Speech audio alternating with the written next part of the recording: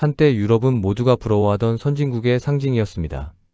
파리의 거리를 걷고 싶다는 꿈, 프라하의 골목을 거닐고 싶다는 로망, 북유럽의 여유로운 삶을 동경하던 기억. 유럽을 한 번도 가보지 않은 사람도 유럽이라는 이름 앞에서는 왠지 모를 경외심을 느꼈습니다. 그곳은 선진국이었고 문명의 중심이었고 복지와 문화가 높은 수준으로 공존하는 땅이었습니다. 독일의 자동차, 프랑스의 패션과 와인, 이탈리아의 명품과 음식, 스위스의 시계, 스웨덴의 첨단 디자인, 덴마크의 복지 시스템. 유럽의 각 나라들은 저마다의 강점을 갖고 있었고 그 강점들이 모여 유럽이라는 거대한 선진국 클럽을 만들었습니다. 특히 복지 시스템은 전 세계가 부러워했습니다. 아프면 돈 걱정 없이 병원에 가고 일자리를 잃으면 국가가 생활비를 지원하고 대학 교육도 거의 무료인 나라들. 대한민국에서도 오랫동안 북유럽 복지 모델을 이야기하며 저렇게 살고 싶다는 말이 나왔습니다. 그런데 지금 유럽에서 다른 이야기들이 들려옵니다. 경제 침체, 에너지 위기, 산업 경쟁력 약화, 인구 감소, 이민 갈등. 한때 세계가 따라가고 싶었던 그 나라들이 어렵다는 이야기가 나오고 있습니다. 왜 유럽은 흔들리기 시작했을까요? 왜 선진국 모델이라 불리던 나라들이 어려워지고 있을까요? 세계 경제 질서에 무슨 변화가 생긴 걸까요? 오늘은 이 질문들에 답해드리겠습니다. 유럽을 비판하거나 폄하하려는 게 아닙니다. 유럽의 변화를 통해 세계 경제 구조가 어떻게 바뀌고 있는지를 이야기하겠습니다. 강했던 시스템도 시대 변화 앞에서는 흔들릴 수 있습니다. 그리고 그 변화에서 우리가 배울 것들이 있습니다. 먼저 유럽이 어떻게 세계의 부러움을 샀는지를 이야기해야 합니다. 여러분은 유럽을 어떻게 생각하셨습니까?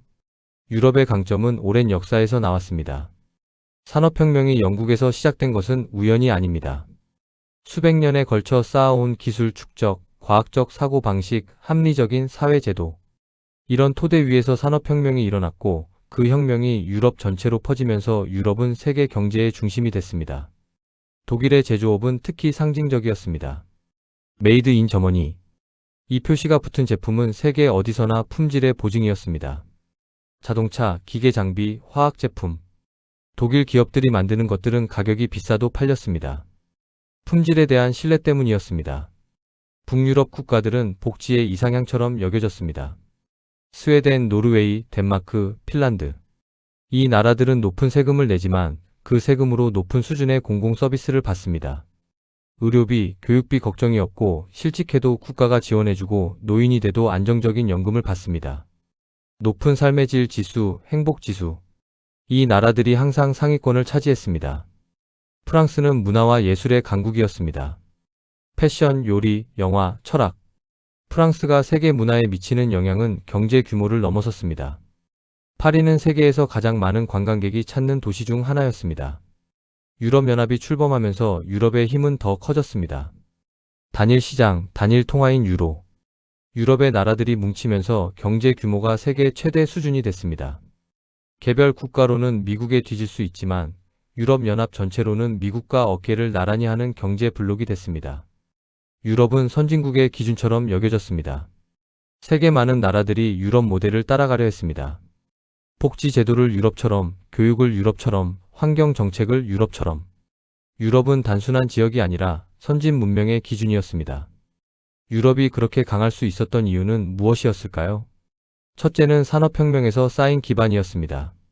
수백 년에 걸쳐 축적된 기술과 제조 역량, 효율적인 생산 시스템.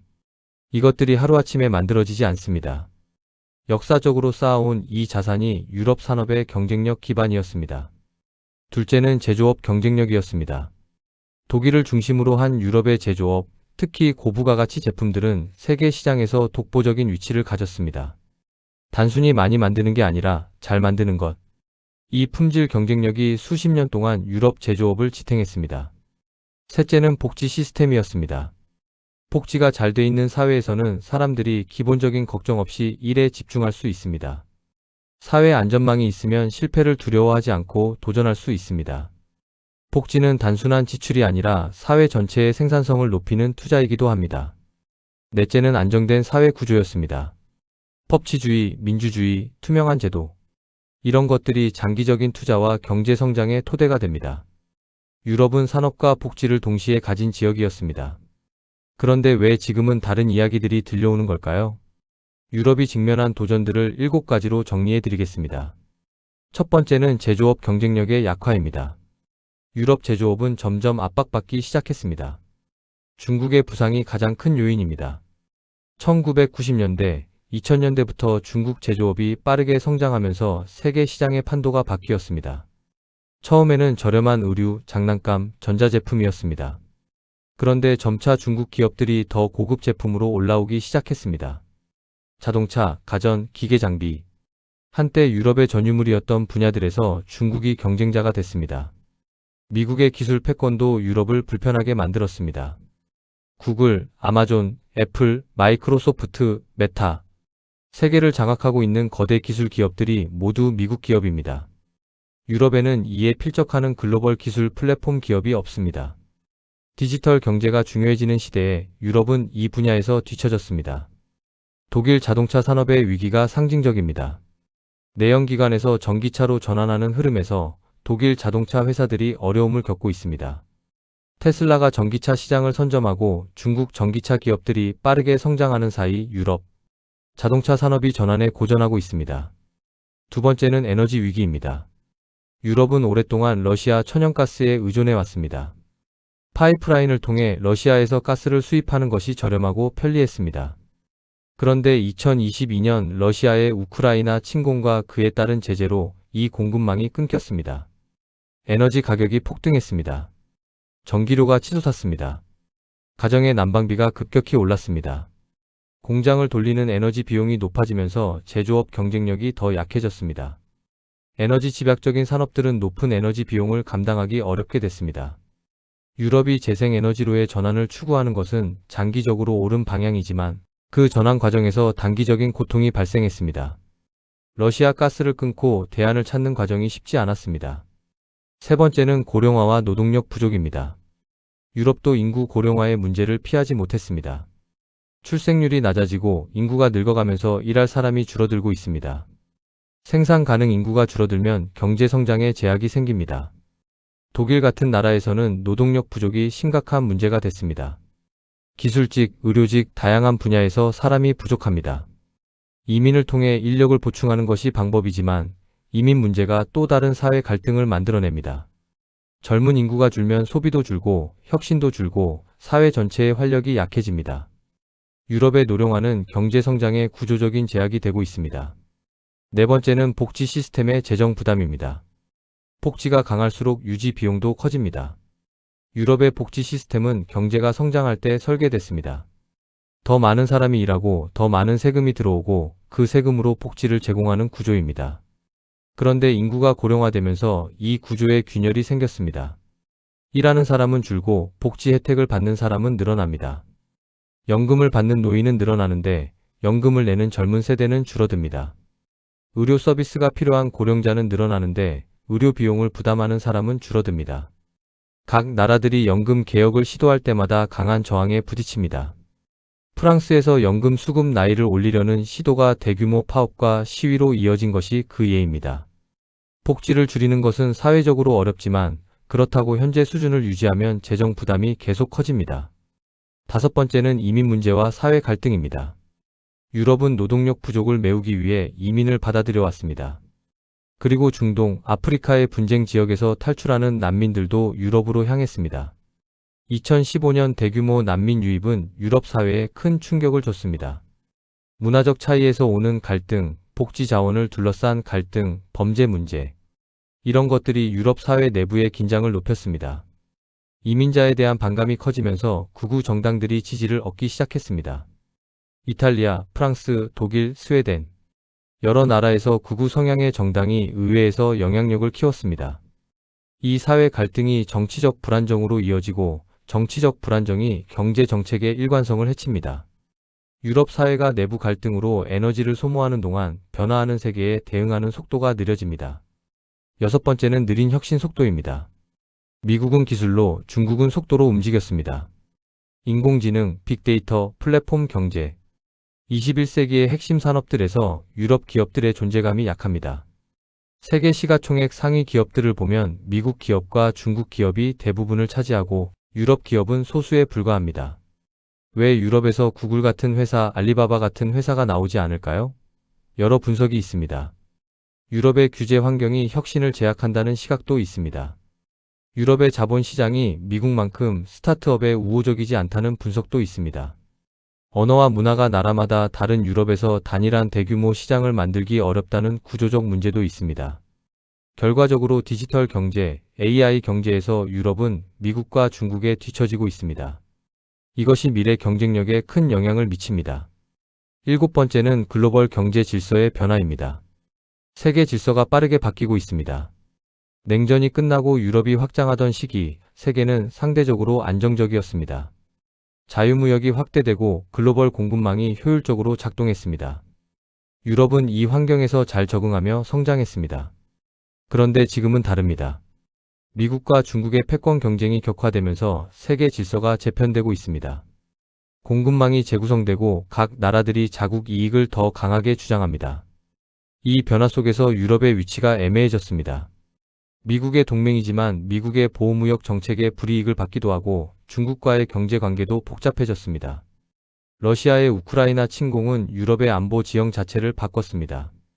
수십 년 동안 평화를 누리던 유럽이 이제 방위비 증액을 논의하고 있습니다. 국방에 더 많은 돈이 들어가면 다른 곳에 쓸 수 있는 돈이 줄어듭니다. 지금 유럽의 현실은 어떤 모습일까요? 유럽은 지금 거대한 전환기를 지나고 있습니다. 독일은 2023년과 2024년에 마이너스 성장을 기록했습니다. 유럽 최대 경제 대국이 경기 침체에 빠진 것입니다. 자동차 산업의 어려움, 에너지 가격 충격, 수출 수요 감소, 여러 요인이 겹쳤습니다. 청년 실업률도 유럽의 오랜 과제입니다. 특히 남유럽 국가들인 스페인, 이탈리아, 그리스에서 청년 실업률이 높습니다. 대학을 나왔는데 일자리가 없는 청년들. 이것이 사회적 불만을 키우고 있습니다. 물가도 올랐습니다. 에너지 가격 상승이 전반적인 물가 인상으로 이어지면서 유럽 시민들의 생활이 예전보다 빠듯해졌습니다. 한때 여유로운 유럽의 삶 이미지가 있었는데 지금은 그 여유가 줄어들고 있다는 느낌이 드는 사람들이 많습니다. 하지만 유럽이 정말 몰락하는 걸까요? 이 질문에 신중해야 합니다. 위기와 몰락은 같은 의미가 아닙니다. 유럽에는 여전히 강한 것들이 있습니다. 독일의 기계산업, 제약산업, 특수화학 분야. 이런 고부가가치 산업들은 여전히 세계 최고 수준입니다. 에어버스는 미국 보잉의 경쟁자로 세계 항공기 시장을 양분합니다. ASML은 반도체 제조에 필수적인 장비를 사실상 독점 공급합니다. 문화적 자산도 여전합니다. 파리, 로마, 바르셀로나. 세계에서 가장 많은 관광객을 끌어들이는 도시들이 유럽에 있습니다. 명품, 패션, 음식. 유럽의 고급 소비재 브랜드들은 여전히 세계에서 선망받습니다. 유럽연합의 규제 파워도 있습니다. 개인정보 보호 규정인 GDPR, AI 규제법. 유럽이 만드는 규제가 전 세계 기업들에 영향을 미칩니다. 브뤼셀 효과라고 불리는 이 현상은 유럽의 규제 기준이 글로벌 표준이 되는 것을 말합니다. 유럽은 어렵지만 끝난 게 아닙니다. 전환의 고통을 겪고 있는 것입니다. 유럽의 사례가 우리에게 말하는 것은 무엇일까요? 세계는 지금 다시 재편되고 있습니다. 어떤 국가도 어떤 경제 모델도 영원히 강할 수 없습니다. 유럽이 수백 년 동안 쌓아온 강점들이 새로운 시대의 변화 앞에서 도전을 받고 있습니다. 이것이 유럽의 비극이기도 하지만 동시에 모든 나라에 주는 교훈이기도 합니다. 산업 구조는 생각보다 빠르게 변합니다. 불과 20년 전에 스마트폰이 없었고 AI 챗봇이 없었습니다. 앞으로 20년 후 세계는 어떻게 될까요? 지금의 강자가 그때도 강자라는 보장은 없습니다. 글로벌 경쟁은 더 치열해지고 있습니다. 중국이 성장하고 인도가 부상하고 동남아시아가 약진하면서 경쟁의 판이 넓어졌습니다. 이 판에서 유럽도 미국도 한국도 자신의 경쟁력을 계속 업그레이드해야 합니다. 오늘 이야기를 마무리하겠습니다. 사라지는 것은 유럽이 아니라 과거의 성공 공식일지도 모릅니다. 유럽이 한때 세계를 이끈 방식, 제조업 강점과 복지 시스템의 결합. 이 공식이 완전히 작동하지 않는 시대가 됐습니다.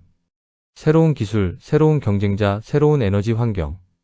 이런 것들이 유럽이 익숙했던 성공 방정식을 더 이상 통하지 않게 만들고 있습니다. 선진국도 변화에 적응해야 합니다.